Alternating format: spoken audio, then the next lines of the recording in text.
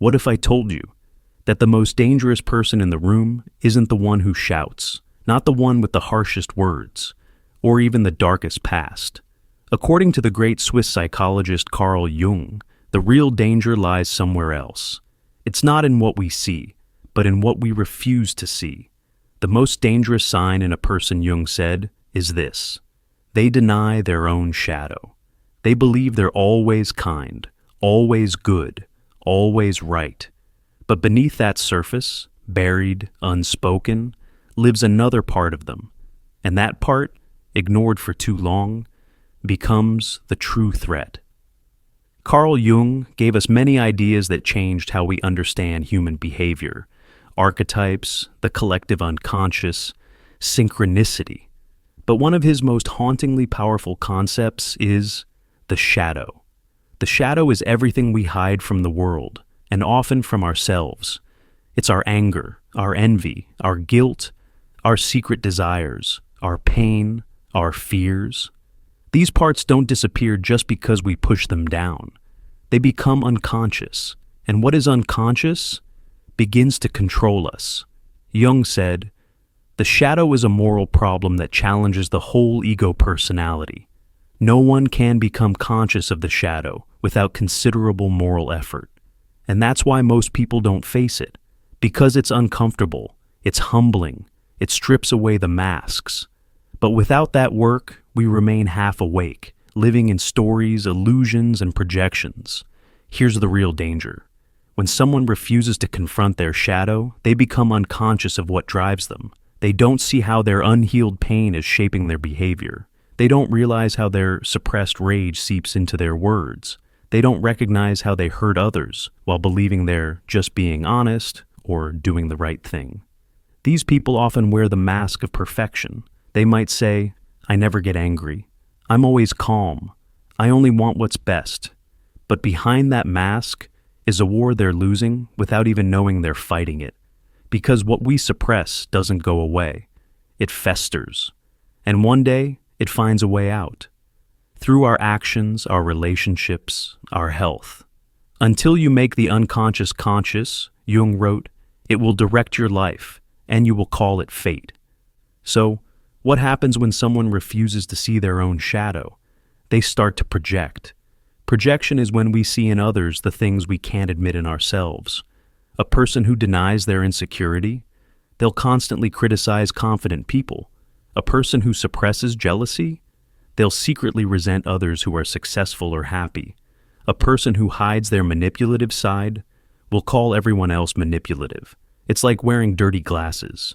You blame the world for being messy, when really you're just looking through your own smudged lens. And this is where it gets dangerous. People who are disconnected from their shadow begin to moralize, to divide the world into good people and bad people, with themselves always on the good side. That's not consciousness, that's delusion.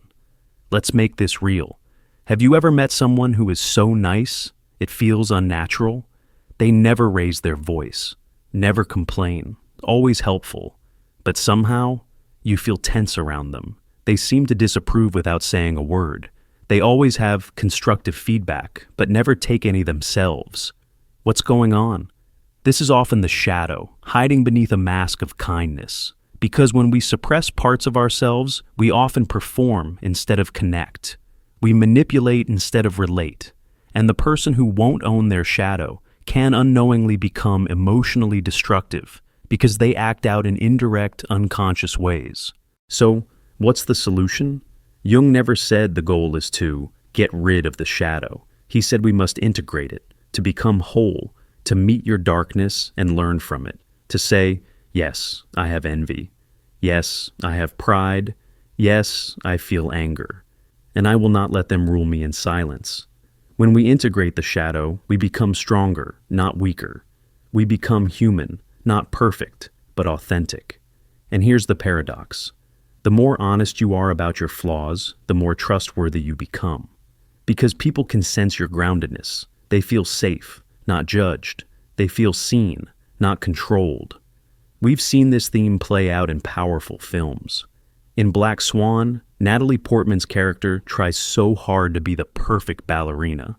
that her repressed darker self, the shadow, takes over and consumes her.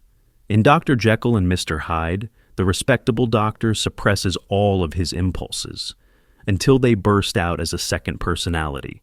Jung would say, they didn't become monsters because they had darkness.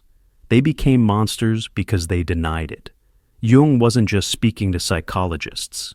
He was speaking to all of us as spiritual beings on a human path. He believed that confronting your shadow was not just psychological work, it was sacred, because only by integrating your darkness can you access your true light. It's not about being high vibe or positive 24/7. It's about being real. Spiritual maturity doesn't come from pretending. It comes from deep self-honesty. Let's get practical. How do you know if someone is disconnected from their shadow? Here are a few red flags. 1. They blame others for everything, but never reflect inward. 2. They're obsessed with appearing morally superior. 3. They overreact to traits in others that they secretly possess. 4. They suppress emotion to the point of numbness. 5. They're triggered by honesty, but call it negativity. And what about you? Ask yourself gently, when was the last time you looked at your flaws without judgment?